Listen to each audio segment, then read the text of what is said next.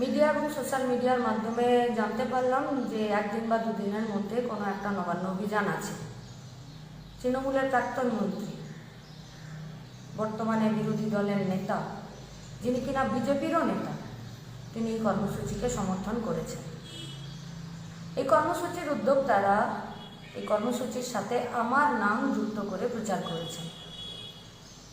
এটি চরম অনৈতিক কাজ এবং জনমানুষের বিভ্রান্তি তৈরি করার জন্যই এই কাজ করেছেন। এই অনৈতিক কাজকে আমরা আমাদের সংগঠনের পক্ষ থেকে, ডিওয়াইএফআই পক্ষ থেকে আমরা ধিক্কার জানাচ্ছি, প্রতিবাদ জানাচ্ছি। জি করের ঘটনায় 9 তারিখ থেকেই এসএফআই ডিওয়াইএফআই আডওয়া রাস্তায় আছে। আজকে গোটা রাজ্যের মানুষ, রাজ্য ছাড়িয়ে দেশ, দেশ ছাড়িয়ে বিদেশ এবং গোটা রাজ্যের মা বোনেরা আজকে রাস্তায় নেমেছেন